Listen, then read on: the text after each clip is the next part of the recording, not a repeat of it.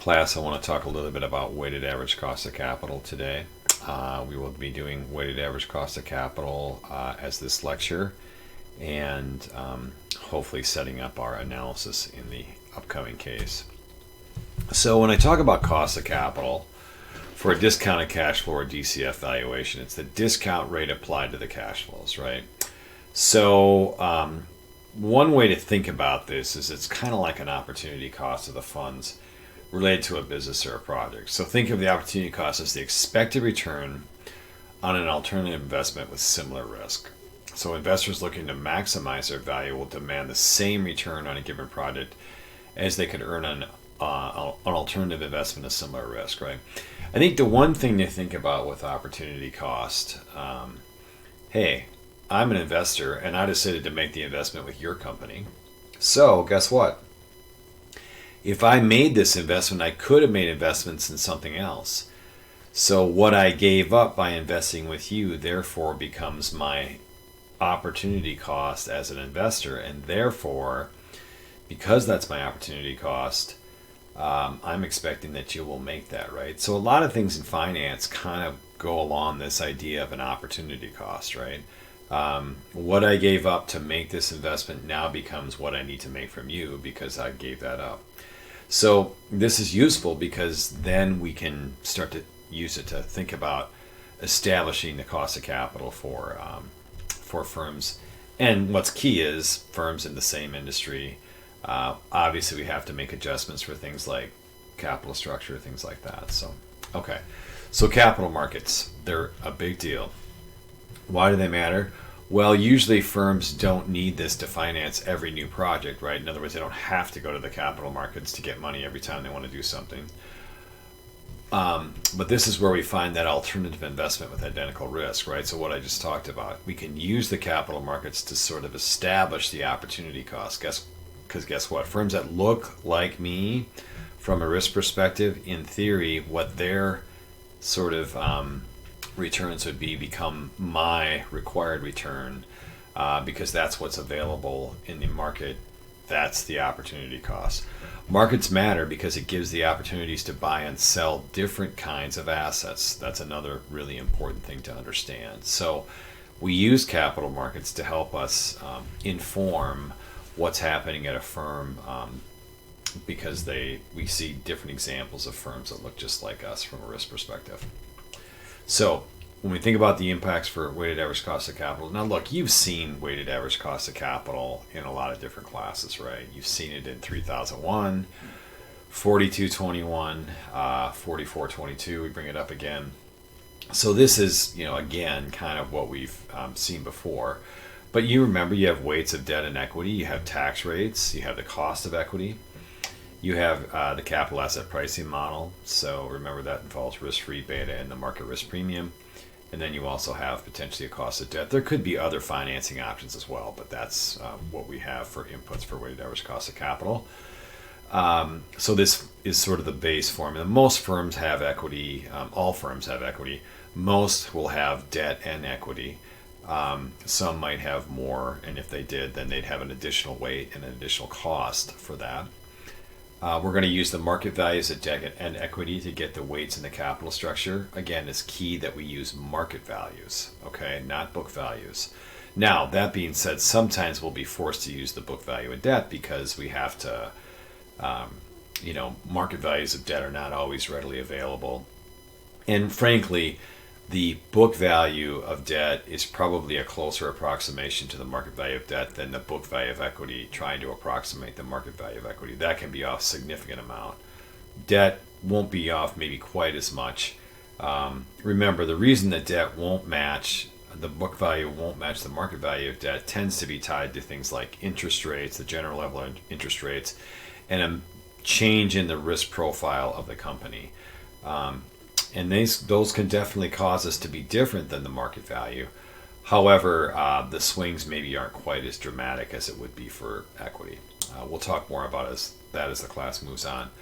Remember that the t in that 1 minus t in this formula that we see right there, that is how we capture the tax shields value given the free cash flows of the unlevered cash flows. Let me restate that. The free cash flows are essentially unlevered cash flows. So,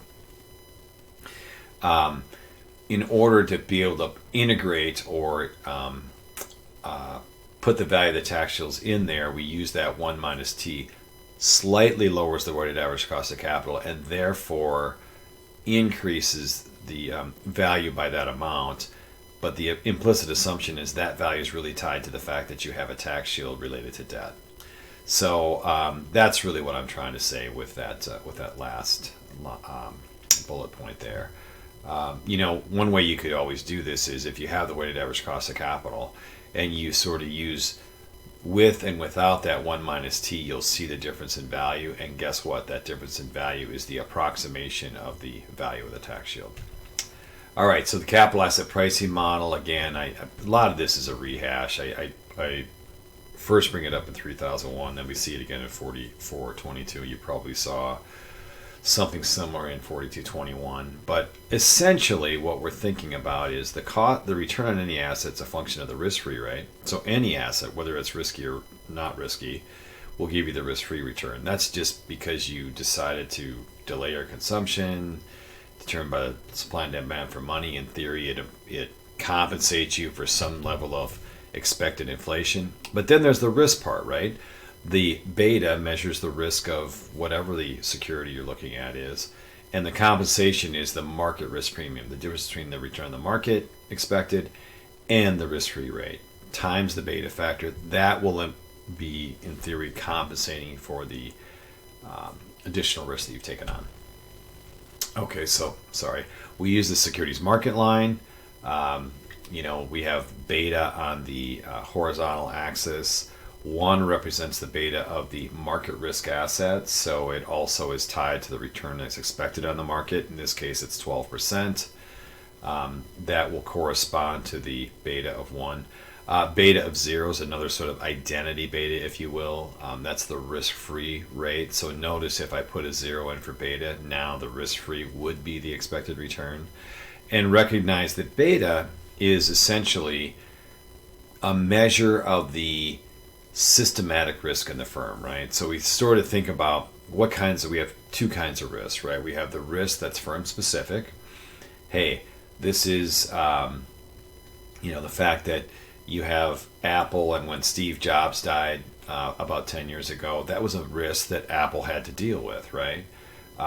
As opposed to a market risk, which is more about macroeconomic factors, right? So things like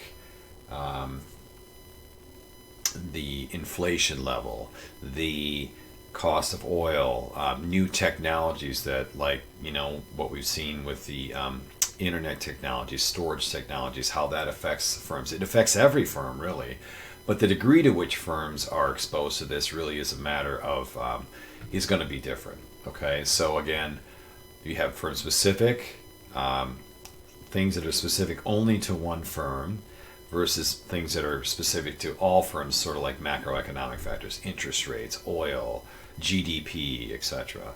Now, what we sort of assume is that, look, as we become diversified, we can eliminate the firm-specific risk, and what we're left with is the systematic risk tied to those macro factors. And beta is a measure of those macro factors. How do we calculate the beta? Well, it's calculated by using the correlation coefficient obtained from the regression of the returns in the stock with returns in the market portfolio. So if you look at, for example, Best Buy, excuse me, I've got some funky slides here. So Best Buy has a market return, or the market return in any given month would be on the horizontal axis. The Best Buy return would be on the vertical axis. So we've got, if the market was up 1 month this much, Best Buy is up that much. If the market the next month's up this much, then Best Buy is up this much. That becomes another plot. You do this for about 5 years, 60 months. This is what those plots are designed to illustrate. Then you draw a regression best fit line. The slope of that line is 1.43. That becomes Best Buy's beta. So a securities beta is related to how sensitive its underlying revenues and cash flows are to general economic conditions. Stocks in cyclical industries are more likely to be sensitive to systematic risk and have higher betas than stocks in less sensitive industries. Okay, I'll see you in the next video.